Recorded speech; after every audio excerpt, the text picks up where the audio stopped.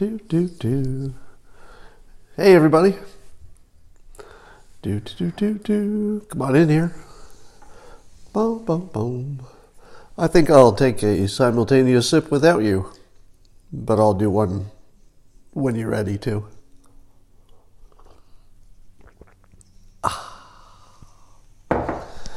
All right. Get your beverage? Yes. I've been working since 5 a.m., actually. The opposite of sleeping in. Those of you here early, take a sip. Because I'm late, I put on my TV shirt for you. Thought I'd dress up a little bit, make this a little bit of a sort of a special Periscope. So I've got a few topics here. I was watching, I think it was the editor for The Hill, say that he was speculating, and again, this is without the benefit of evidence, but he was speculating that all of this Russia stuff would eventually tie back to Hillary Clinton, or the Clinton campaign specifically.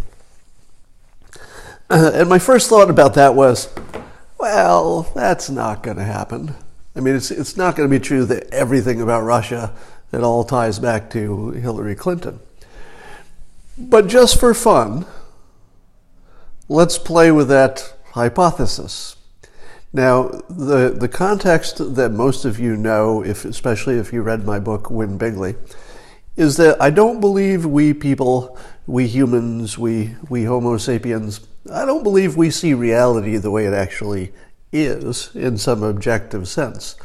I think we're all running different movies in our heads, and we keep those movies going until the evidence just makes it impossible for us to keep our movie alive, and then we call for a rewrite. So I'm going to suggest that the filter on reality that says that Hillary Clinton is behind everything may not be true, and in fact I have no reason to think it's true, but watch how well it fits the evidence. And the lesson here is not that Hillary Clinton is behind everything, because I don't think that's true, but watch how easily I can make the case. And I'm going to pick just one element that I believe the editor for The Hill, I wish I could remember his name, didn't even mention. So this is on top of the fact that he thinks this Russia stuff will end up tying back to the Clinton campaign. Now keep in mind that there's some connection between the dossier, which was paid for by the Clinton campaign, that's one connection, and then there seems to be some, Sidney Blumenthal connection. He may have provided information, to which I say, well, maybe. That would be two Clinton connections. Then there's the question of a British retired agent, and correct me if I'm wrong, but I think the Clintons probably have really good connections in all levels of government and probably even the intelligence services of Great Britain. So it fits that if Hillary was behind it all, and again, I'm not saying she is, I'm just working through the conspiracy theory to show you that you can make the facts fit anything. She would have the connections in Great Britain. Great Britain would have the same motive, which is they think, oh my God, we don't want Trump to get elected. So their motive might be the same as Clinton's. And they would have the opportunity. They've got this guy, Christopher Steele. He's retired, but how retired are you really ever?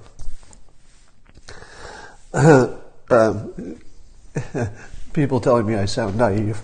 I haven't even gotten to the naive part. Just stay tuned, it gets worse. So you can imagine that everything that Christopher Steele collected for his dossier may have come from actual sources, but those sources might have also been contacted by Clinton people ahead of time. Like, hey, when Christopher Steele comes and asks you a question, just give him a bunch of crap. Just make up a bunch of stuff. Nobody's going to check. So it's possible that it's true. It's possible that Hillary Clinton is behind every part of the Russian thing. Again, I'm not saying that happened. I don't believe that's true. But it would be easy to imagine it because all the pieces of the puzzle fit together quite well. But let me take you to another place that's been bugging me for a while. One of the things that is said in the news quite often is that the Russian interference with the election is verified. That we know for sure that the Russians interfered with the election. And two examples that are often given make me scratch my head. One is that we know that the hackers were Russian, the ones that got Hillary Clinton's email. Now, correct me if I'm wrong. I would like to be fact-checked on this. But my understanding is there's no such thing as knowing for sure where a hack came from. Because if you're a good hacker, you leave clues that it's someone else, and you might leave clues that it's Russian. I can tell you that I've spoken personally to someone who's done that. Someone who in his past was a hacker, and in his past made it look like Russia was to blame. Now, I don't know what the context was for that, but it's a thing. Now, is it possible that our intelligence services have extra ways to find out? I'm skeptical because they haven't said that. Nobody has said, I haven't heard anybody say, well, in the normal world, even the top experts can't figure out where a hack came from for sure, but in our secret NSA Homeland Security way, we can. Nobody has said that. It might be true. Maybe they can. But nobody said that. The other thing you hear is that 17 intelligence agencies all agree that Russia was behind stuff.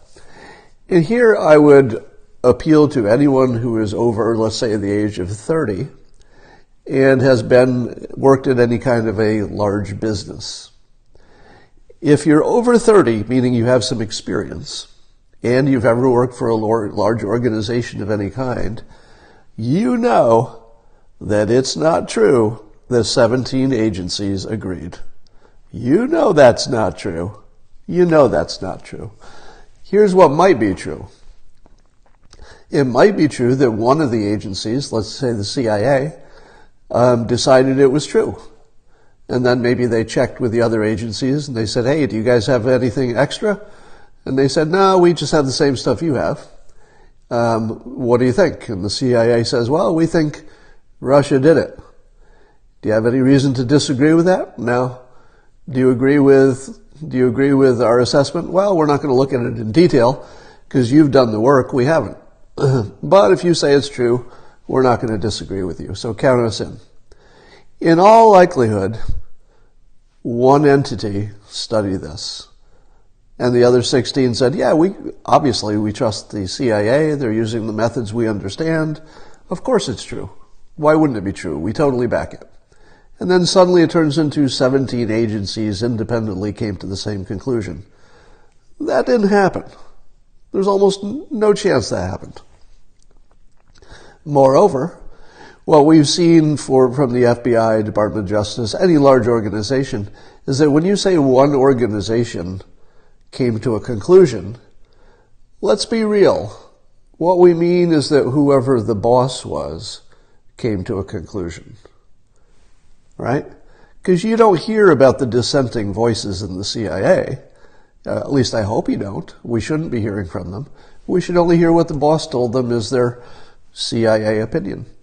So probably when people are saying there are 17 agencies that all looked into it and came to the same conclusion about Russia, I don't know this to be true, but if the CIA and intelligence agencies are like every other big organization in the world, and why wouldn't they be, at least in this particular way, probably there were just a few people in one organization that had the right information, and probably just one person is the one who said, all right, here is our opinion. Probably just one person. Probably one person appointed by, Obama, maybe a Clinton ally. Could be. All right, but I'm not even getting to my point yet. The thing that's been bothering me the most is this Russian troll farm. Now, if you know the story, there's a firm in Russia that is funded, it's a startup-ish kind of firm, that was funded by an oligarch who has ties to Putin. Now, the first thing you need to know is that if you're an oligarch in Russia, you have ties to Putin. Probably all the oligarchs have ties to Putin. Otherwise, what kind of oligarch are you? Secondly, who do we think funds all the startups in Russia? It's not poor people. Probably oligarchs are doing a lot of the funding for lots of different startups. So when you say there's a troll farm and some of their money came from a Russian oligarch, maybe you're just saying it's a startup. Because my guess is any largish, operating startup probably has some money from an oligarch who probably has a connection to Putin, because that's what oligarchs do. So, but here's the part that's bothering me about this troll farm. Their budget apparently was only $100,000. And we are to believe that the government of Russia was playing this massive, spy chess game using this entity, and that their budget was only $100,000 to affect the United States elections, their advertising budget. And then, of course, it took us a long time, but we finally saw the actual ads that they put out. And the ads are terrible. They look like a high school project. There's no spycraft at all in them. It looks like a company that's just not very good at being a troll. Now, some of them apparently did get people like Black Lives Matter and stuff to organize, and those were more hoaxish, but I don't think they had much impact on the election. And they certainly weren't good for Trump. Because, if a Russian troll farm got Black Lives Matter to organize in a way that they wouldn't have otherwise, in other words, to do more stuff, that's not good for President Trump. That's bad for him. So that part doesn't make sense. Why would you hire the troll farm to do things for the president that are clearly bad for the president? Does the troll farm not even know what side they're on? So it seems to me far more likely that this troll farm was working on a private contract. You see where I'm going with this? The troll farm might have gotten its instructions from Putin, but if they did, Putin's going to be really mad at them for doing such a bad job. I mean, a really bad job. They got caught. That's as bad as you can get. That's not even trying. Doesn't it seem to you slightly more likely? Again, I'm not saying this is true. We're in conspiracy theory speculation here. If you missed the first part, I'm just showing you how any theory can fit the facts. And so I'm force-fitting the facts into this theory. Wouldn't it make more sense that somebody associated with the Clinton campaign funded that troll farm so that later they could say, hey, look at this connection to the, to the campaign? So it's not impossible that the Clinton campaign was behind every bit of the Russia stuff. Like every little story could be. I'm not going to make that claim, but I haven't seen anything that would rule it out yet.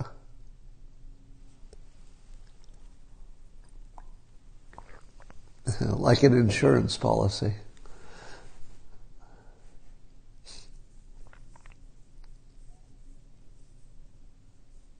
If you can't answer who is behind Hillary, then you have no point. Well, Hillary is behind Hillary, and she has lots of supporters in lots of places, and those supporters have money, and they can do things independently with no paper trail that could be for the benefit of the boss. Not saying it happened, because that would be crazy, I'm just saying there are a lot of speculative theories that could fit the facts we're seeing.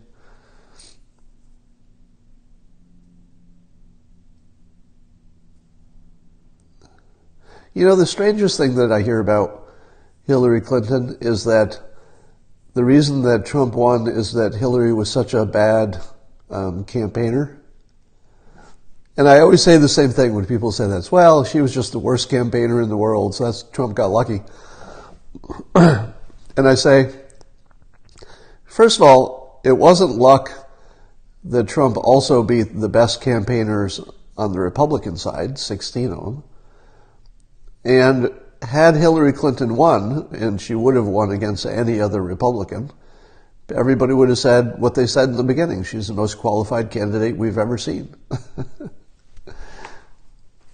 All right, let's talk about climate models. I'm going to tack this on the end. It wasn't in my title. All right, so I just tweeted yesterday I tweeted a link to a Bloomberg article. Now keep in mind that Bloomberg is not a conservative publication, right? Bloomberg leans left, anti-Trump, by effect, certainly not an announced bias. And one of the things they said was that the climate models have to have a worst case scenario, usually sort of best case, worst case, and that it's typical that they run them so that you know what the range is for their projections of climate doom. And they run a projection out to 2100, right? So, 80 some years from now. And apparently the worst case projection assumed that 80 years from now, the rate of coal as part of our energy solutions, so if coal went from 28% of our energy, which it is now, specifically, is it energy or 28% of our electricity? I'm not sure. But coal is 28% now, and the models assume that by 2100, 80 some years from now, that we would be using 95% or 95% of our electricity would come from coal. Now, they had to adjust that because they finally admitted that the odds, since the long range trend seems to be less coal, not more, that the odds of hitting that worst case where we're a coal all the time everywhere world are actually really low if you're looking at 2100. So remember you thought, well, most of you didn't think it, but think about all the people who have mocked you, because I know most of you, there are probably more skeptics here than there are believers. Think how mercilessly you've been mocked for denying science. And then we find that part of the science was that their climate models assumed that we would go absolutely nuts and that by 2100 we would be using almost entirely coal for our electricity on the high end, just the one scenario that was supposedly the worst case scenario. Now, doesn't it matter if you get the worst case scenario wrong? Well, it might not matter a lot if you get the in-between scenarios wrong.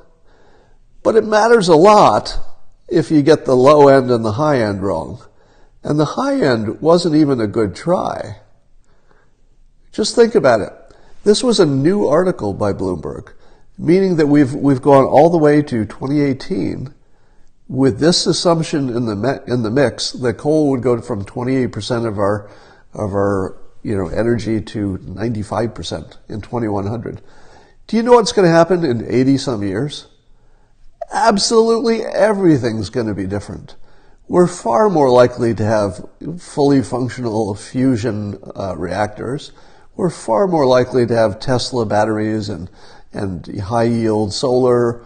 We're far more likely to have more green energy, far more likely to have developed scrubbers that can clean the atmosphere, far more likely to figure out how to, clean the coal as much as it can be cleaned. There's probably some physical limit to what you can do.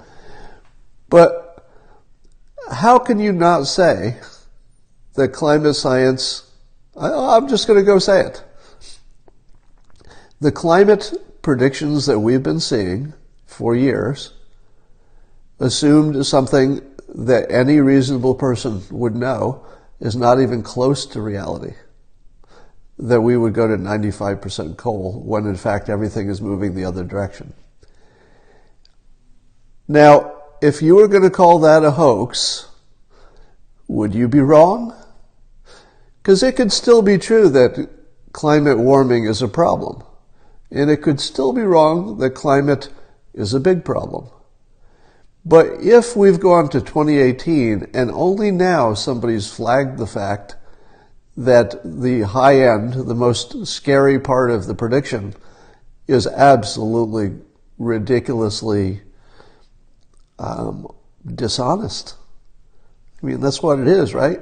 When you say worst case scenario, all right, let me give you some context. I used to make a lot of financial predictions for my work. So I would do budget predictions, financial predictions for different projects.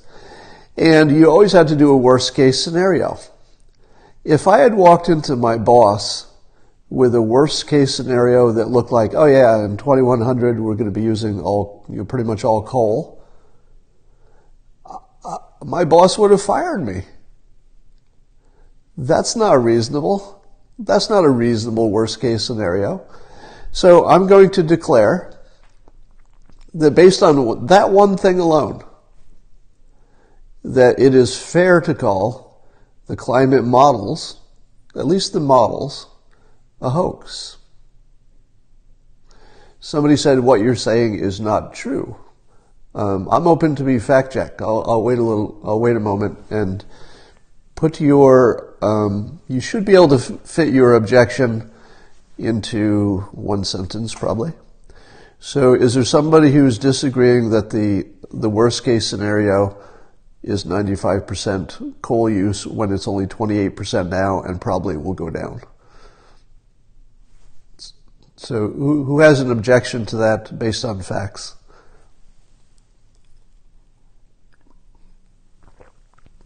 So the link to the Bloomberg article, yeah. So the link to the Bloomberg article is in my Twitter feed. Yeah. So I'm gonna call it. I'm gonna call this one for the president. I'm gonna call that anytime somebody says, well, let me do this. This will require the beard.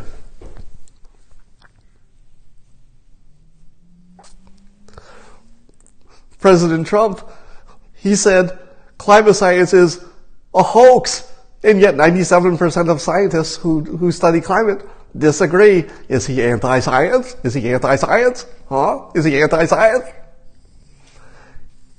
Now I give you the response. Well, Eric, I've decided his name is Eric. I don't know if you like that, but he seems like his name would be Eric. Well, Eric, did you know that the climate models, the worst case scenario, assumed that coal usage would go from 28% to 95% in 2100?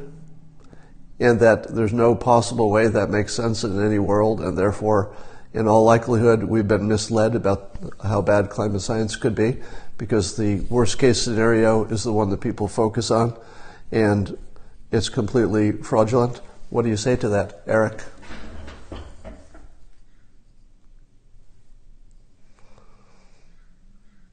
I think I hear my phone.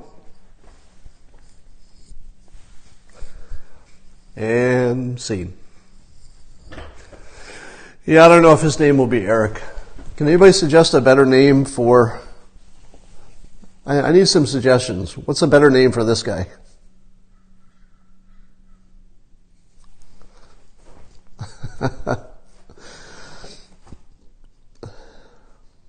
George, no.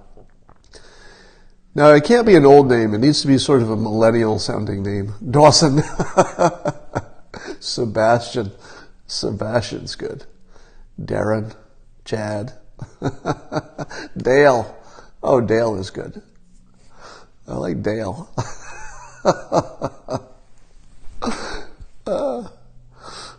So far, the funniest one is Dale. Or Josh.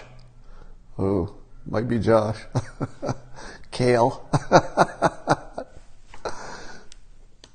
All right, so that's enough guessing. All right, everybody. I'm going to go do something else. I hope you all saw the redacted memo. If you haven't seen it, go to my Twitter feed. You can see the first page. Chauncey. I think Dale is the funniest one. I don't think you can beat Dale. All right. I'm going to think about it a little bit, but I think Gaylord. I think Dale is going to be the winner. All right. I'll talk to you guys later.